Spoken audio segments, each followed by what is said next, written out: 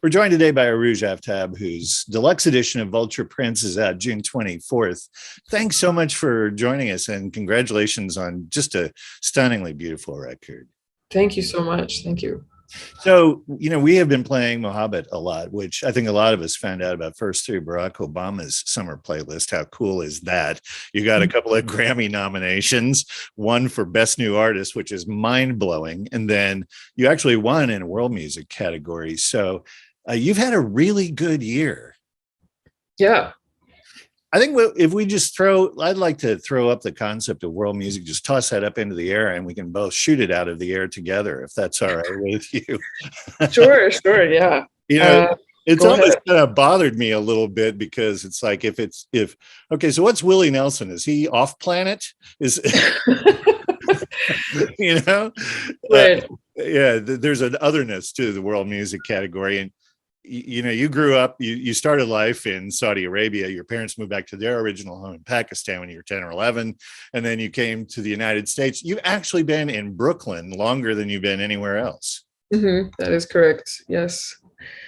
Yeah, I don't know, the Recording Academy has always been kind of given heat for the world music category, and the collective music industry, I think, has always cringed at the world music category.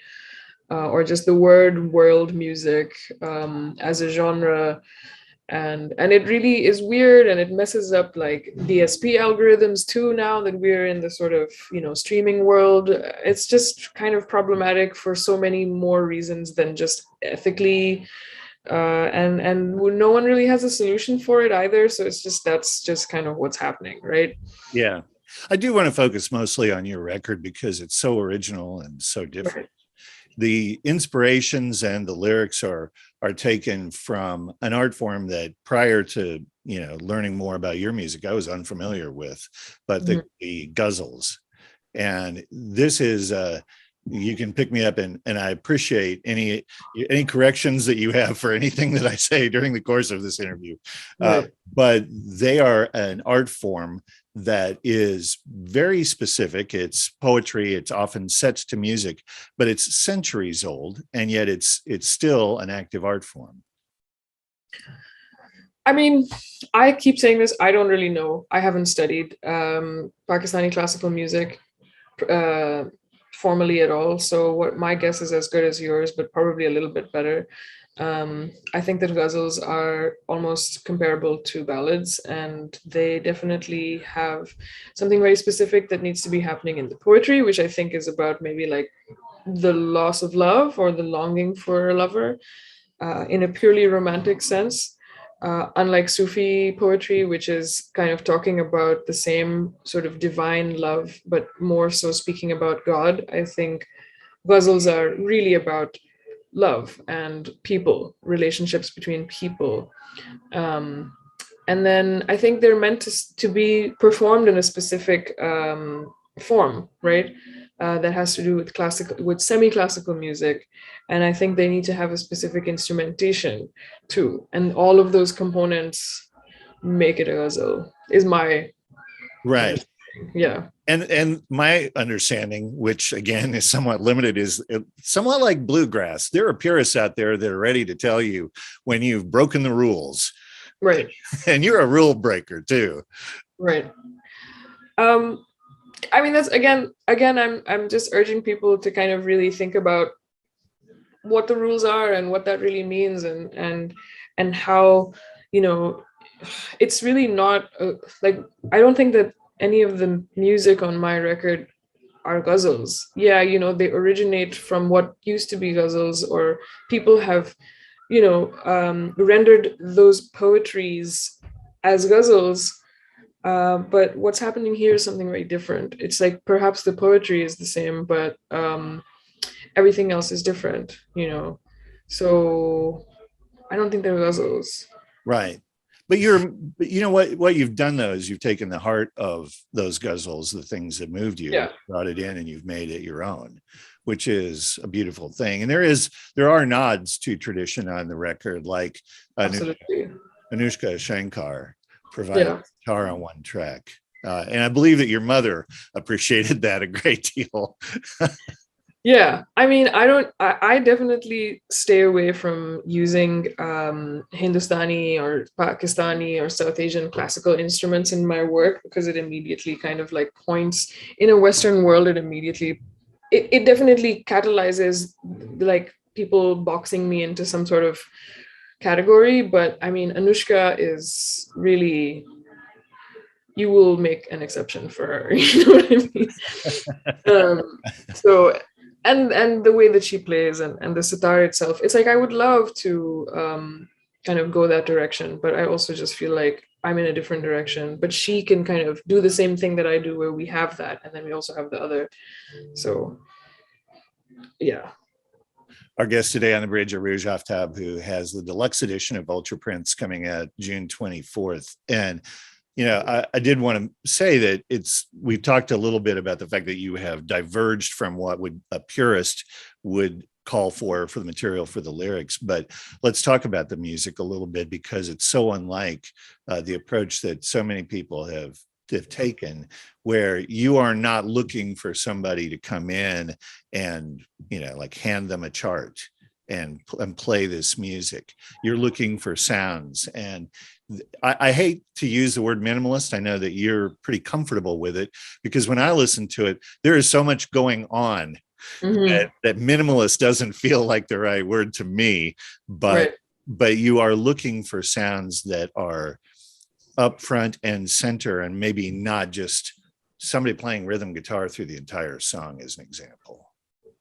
Right. I mean, I would even say that it's maybe a post minimalist, post Ghazal, post a lot of things, kind Yeah. of music, because that is really what we're getting at, right? Because if you take the minimalist form where it's a lot of repetitive motifs, what's happening here is that a lot of those repetitive motifs are being, and their counterpuntal lines are being kind of handed out to the band. Like, you will play that one and you'll play that one, and you guys will be one unit repeating that, but you can keep varying it a little bit as the song continues. But there is still a divisiveness to the, and a repetition and a pedal.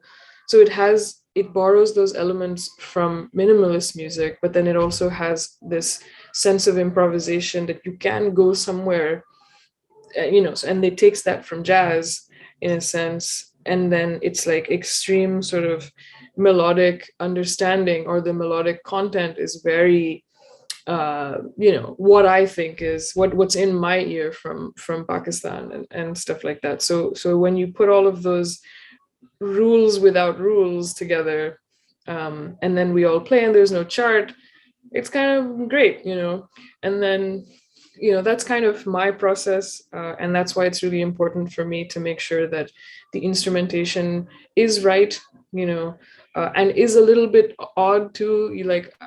Kind of having harp with nylon classical guitar, those are traditionally meant to clash. People would not put them together, but because you want to feel like it's the same instrument almost with two different parts, and then there's a little bit of variation, it's like really pleasing to the ear and a little bit like a secret.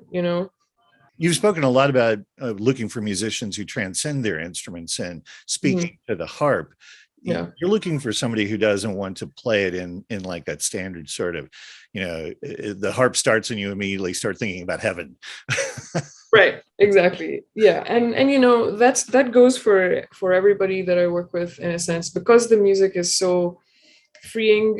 I just feel like, and at the same time so intentional, it's important for me to, and it is so not dictated. Like, I'm not there with charts, like you said. So it's really important for me to work with people who get that, and who don't overstep, but also know how to play out, you know uh and play really beautiful, and they do transcend their instrument. And so that's something that you really have to find. um yeah, that's the thing. Our guest today on the bridge, Arooj Aftab, the deluxe edition of Ultra Prints out June 24th.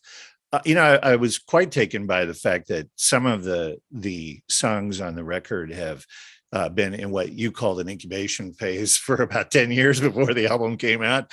And my understanding is you're already working on the next one. And that incubation phase has when I was an art student, they always said, well, you should be looking more than you should be drawing, or looking more than you painting. And that is a concept that I don't see as often in music, but you actually do a fair amount of research before you do your projects. Can you talk a little bit about your process? Yes. I guess calling it research is really dry and feels a little non, it feels kind of like she's there on the internet, looking up the things and then being and putting it. It's like math. For me, it is an incubator period, really, rather than really like researching. But there is a little bit of research, obviously. I don't know. Yeah, like the songs that are that I'm looking at for the next record are also songs that or poetry or ideas that I've been thinking about from before for like a few years, and then there's newer things that are coming up, like newer poets, and also kind of, I'm feeling now that I should maybe perhaps write some of my own poetry, and so things are changing. It's quite organic process. I didn't expect any of this to happen with Vulture Prince, and so it's definitely changed a little bit of my regular pace of things. And so let's see what happens. I don't know, but yeah, there's to answer your question about the research. I think it's just a lot of thinking, like you said, looking. It's a lot of thinking and listening, and then at some point there will be no listening at all. I'm definitely not listening to anything current or new. I kind of shy away from that. It's like the stuff that I liked from 10 or 12 years ago is still kind of what I listen to a little bit, but I would really like for it to come from my own brain. Yeah, well, I did see one place where you've said that you don't listen to other music for like 2 years, so that you're pretty confident that what you're doing is purely you. Yeah, I think that's something that I have to do, because there's so much earwormy music now, and I just feel like we are up to our ears in like how much music has been repurposed into new shit, and it's just crazy. And I'm just like, I can't do this, like I have to just be not listening to anything so that I can hear my own head. One of the things that I thought was super interesting about your music and your life in combination is that you've said that when you try to speak Urdu in conversation, that it's hard for you to do that without throwing in some English or but at the same point, you're more comfortable singing in Urdu than you are in English, and I feel like that maybe is a little bit more about technique. Well, the poetry that is in Urdu isn't mine, so that is something. Yeah. So I can definitely, and I also, yeah, it's a weird sort of no roots person like problem. You know what I mean? Where like I just really spent the first whole 11 years of my life not in Pakistan. And so when I went over there, low-key, like I wasn't really from there, and then I only spent 10 more years there and then came over here. So for me, the language aspect, the grasp of the language is not very strong, and definitely not strong enough for me to write great Urdu poetry the way that it exists already. Like that, you just can't compete with that is already there. But I can just certainly sing it, and then English, singing in English in the like while being in the US feels a little bit like pandering to the bench in a really corny way, and I haven't really quite figured out how I'd like to do it without it feeling just lame, so and so I need to just spend some more time. I mean, I spend a lot of time making sure that whatever I put out, even when I'm singing in Urdu, isn't lame, so it's like innovative and brand new and very, has a lot of integrity and feels like super surprising. So I just kind of want to do the same thing with the English language songs as well. And I think it just takes some time if that's your hardcore intention, because I could sing a jazz standard, but I'm not going to do that. Well, that's the other thing. I mean, there's so much to talk with you about, and we're running out of time, but right. it's such an interesting thing that when people listen to this record, their initial perception might be that it's a world music project. And really, in a lot of ways, it's not. Your training has been in jazz. It is not really a jazz record. The music that is on Vulture Prince is so intentional. And as I said at the top of the interview, that there's so much going on, but you actually do have, and it's not really, I mean, it's so crafted, right? But you do have a separate project that is a jazz project with an album in the can. Right. Yes. Yeah, that's this trio record with Vijay Iyer and Shahzad Ismaili. I think it's coming out next year. I'm pretty excited for it. So that's a completely different discipline, and I'm assuming that it's nice to have a couple of different artistic paths that are so divergent. It's nice. It's definitely nice to take a break from what I'm doing and go and do that stuff with them, because they're just incredible. Like, I kind of feel like a kid and slash imposter in that trio. But yeah, no, it's nice. I'm glad that it's the three of us and we're all doing stuff, and it feels like jazz, but it also is a lot of other things, because I feel like me having a jazz background is really different from Vijay, who is like one of the best jazz pianists in the world, and then Shahzad, who plays with like Ceramic Dog, it's like, what are we doing? But again, maybe it's like we've done another thing where it's like a new genre of jazz, I guess, and then we're just not in the algorithm. Just constantly missing it. Our guest today on the bridge, Arooj Aftab. The deluxe edition of Vulture Prince is out June 24th, and it does what music is supposed to do, and doesn't do often enough. It transports you, and it is absolutely an amazing record. It's been a true pleasure, Arooj. Appreciate you being on the bridge so much today. Thank you so much. Thanks for having me.